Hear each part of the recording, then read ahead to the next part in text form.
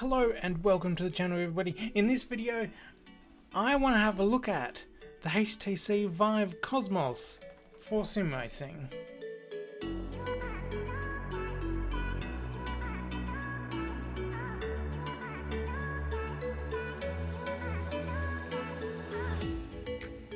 I've been sim racing for a long time, and I've been a VR enthusiast for a long time as well, and generally for all my VR stuff, I use the Quest 2, whether it be standalone or via the cable. However, sim racing is a different thing. For sim racing, I don't like the Quest 2, despite the fact it's got less screen door effect, a better resolution, all that stuff. I just prefer the Rift S. And I made a video on this previously, as of like a week or two ago, with the Quest 2 and sim racing. Feel free to go and watch that. Effectively, I've given up on the Quest 2. Back when the Rift S came out, I really actually wanted a HTC Cosmos. But the Cosmos, I think, was like even more than double the price of a Rift S here in Australia. And so I just didn't end up buying it. And not to mention, a lot of the reviews at the time were... So why did I just go and buy a HTC Cosmos for sim racing? I think it was released in 2019. In saying that, it's been optimized and tweaked and probably at the best of its ability as of today. It's had years to potentially develop all those flaws out.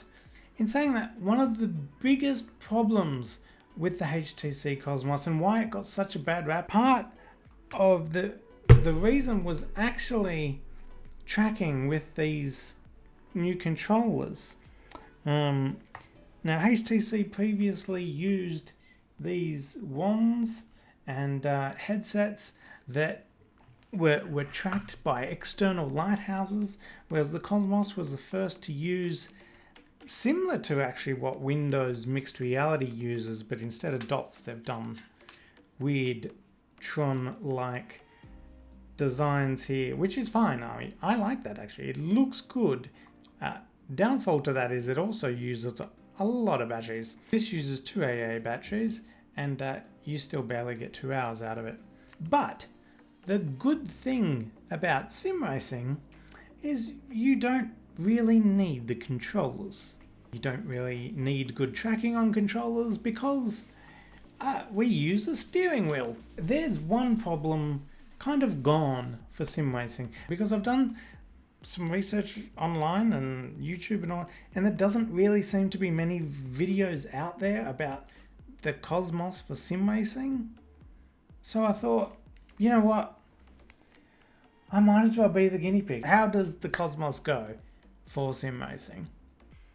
Alright, so the first thing I want to talk about is the looks. Probably not the most important thing to talk about, but that's why I wanted to get rid of it first. It looks good. One of the best looking headsets, in my opinion. It's not just a boring black kind of bland design. Got a bit of blue, got a bit of flavor here and there, and yeah, looks pretty good. Going on to more important things, the first proper thing I probably want to talk about is comfort. In my opinion, the Vive Cosmos is quite comfortable, at least for me. It's got nice kind of leather-ish, well, it's probably vinyl, padding with a bit of a texture on it, which does feel quite good for me. Fits my head quite well. The facial interface is just normal foam. It's not anything special, but you can obviously upgrade that if you wanted to. So yeah, comfort-wise, it's good. Build quality is good. A lot of headsets, the wire that has the DisplayPort cable and USB and all that on it, that can get a bit interfery for me personally. And I don't know, I always feel in sim racing the wire there, whether I'm using like the Quest 2 or the Rift S or whatever, I can feel the wire there, and it's whereas with the Cosmos, I find I don't notice the wire there. The way it's all fed through the headset, I don't really notice the wire there so much. So I really like the comfortability of this headset, at least for sim racing. Obviously, if you're not doing sim racing, you're doing other VR stuff, you'll probably still notice it there. But for sim racing, I find comfortability on this is actually really good. Another thing I'll touch on is the sound quality. This particular headset has the nice big speakers there. Unlike my Rift S and Quest 2 that just has tiny little ones kind of built into the headset and doesn't actually have like the proper speakers that hang down like this one does. So the sound quality is a bit better with this. It's not as good as listening on proper full kind of headphones or gaming headphones or anything like that. I find my Bose QC35s or whatever I use sometimes to be better, or my HyperX gaming headphones to be better. But I find these are probably not as full a sound. Is that you can move these around a bit as well. You can have them totally off your ear if you wanted to. You can push them more towards your ear, slightly in front of you, whatever. So I like that ability with the sound there. Even though it's not the best sound, it's still reasonable sound that I definitely appreciate having there. The next thing I'll talk about is screen resolution. The screen resolution of the Cosmos is pretty good. It's 2880 by 1700 combined res at 90 Hz. Compared to what I'm used to with the Rift is 2560 by 1440, 80 Hz. The screen resolution is better. In saying that, the screen door effect on the Cosmos is good. I don't really notice the screen door effect too much with this. It's definitely better than the Rift S I'm used to. Colors seem better on the Cosmos compared to my Rift S at least. Despite being an LCD display, colors are still good. Like, you're not going to get a black of like an OLED or anything like that, but for me, I don't really care personally. Next up is lens quality. Now with the Cosmos, you do have a full like IPD adjustment dial there. You can get it like 64.3 if you wanted to, or 64.5. It's a lot more of a finer adjustment, I think, on the Cosmos, which is cool. I've never actually had a headset that has really fine adjustment like that. In saying that, on the IPD adjustment, I do find that sometimes if I pull like the headset to my face a bit more, it does change the IPD for some reason, even though I'm not touching the dial at all. So always just be conscious of that sometimes moving the headset around can change the IPD. So check the IPD often. On the optics of the lens, to be honest, the optics of the lens that Vive use on these particular headsets, it's probably one of the worst I've personally used on a VR headset.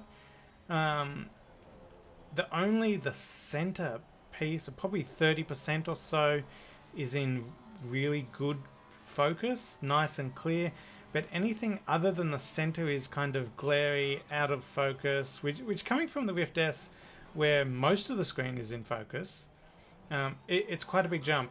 For example, when I'm driving and I want to look down at the tire pressures, I have to physically look down with my head rather than a quick glance down without moving my head, like I do in the Rift S. But in saying that, with the Rift S, because the resolution isn't as good as the Cosmos, the tire pressures in some cars are hard to see, and I have to actually move my head a little closer. Whereas the Cosmos, I don't find myself needing to move close to read the tire pressures because the resolution is a bit better on the Cosmos. So just a quick little nod down, I can see my tire pressures on the Cosmos because it is a bit clearer in the center of the Cosmos lenses. So that's a bit of a downfall to the Cosmos for me. Going on to tracking, as I was saying before, the controller tracking isn't great, and it's something that a lot of people have criticized in the past. But how about the headset tracking? It's surprisingly good, at least in my room anyway. Since while sim racing, I was switching between the Rift S and the Cosmos, Rift S, Cosmos, and in the same amount of time when I was switching to try and really compare the two, in the Rift S I probably had like 2 small jumps where it was kind of just jumping out of center view a little bit. Might jump a little bit closer to the steering wheel out of nowhere or whatever. The Rift S did that twice, whereas the Cosmos only really jumped on me once. So in terms of jumping, the Cosmos was actually a bit better in that regard than the Rift S for me in my room. Obviously your case might vary. It is known that the Cosmos is a little bit more picky with room scenarios, if it's too bright, not enough light.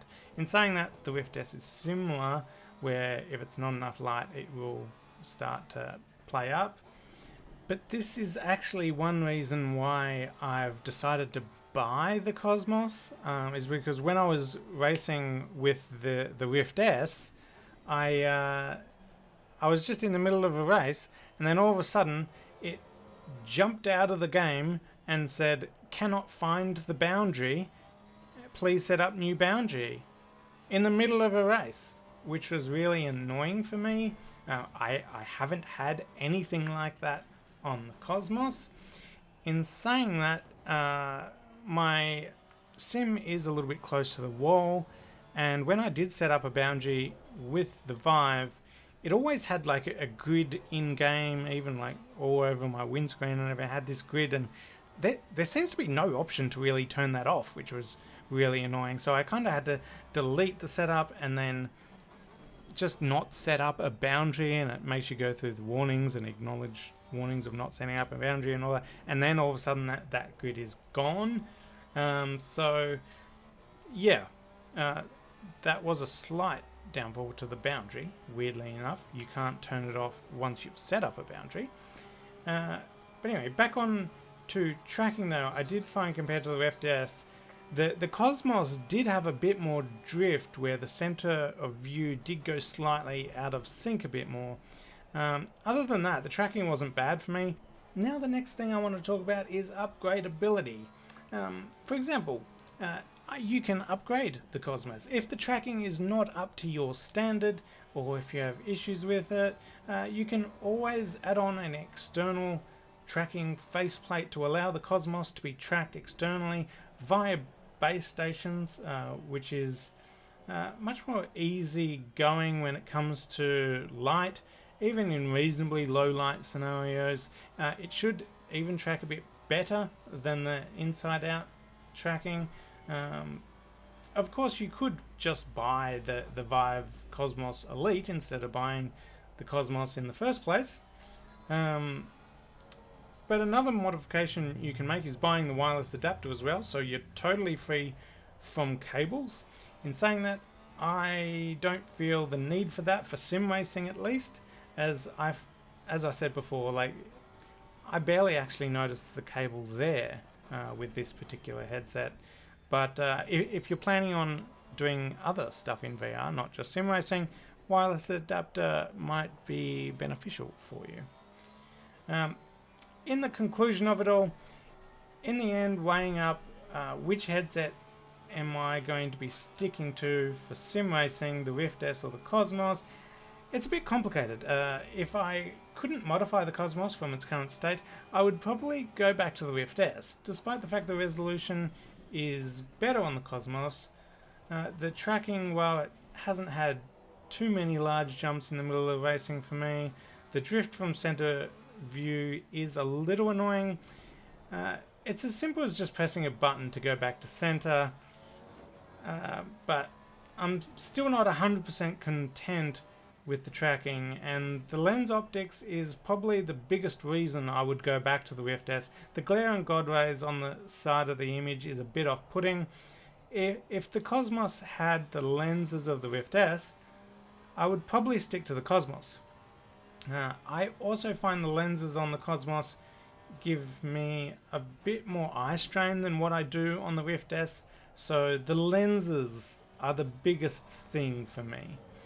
But in saying that, I will be upgrading to external tracking on the Cosmos and converting it to an Elite. I already have all the parts there, I need to do that, and I'll be doing a video on that very soon, so keep an eye out for that. And there are also modifications you can do to the lenses to make the lenses better, so I'm going to try that and see if that makes it better for me. I'll be doing a video on that in the near future, so subscribe and keep updated on what's going up with all that and the progress I make on this headset. For now, I am not going back to the Rift S. I think I can make a great headset out of this Cosmos. Anyway, thanks for watching this video, everybody. Hit that like button if you like, subscribe for more videos, and I'll see you in the next video.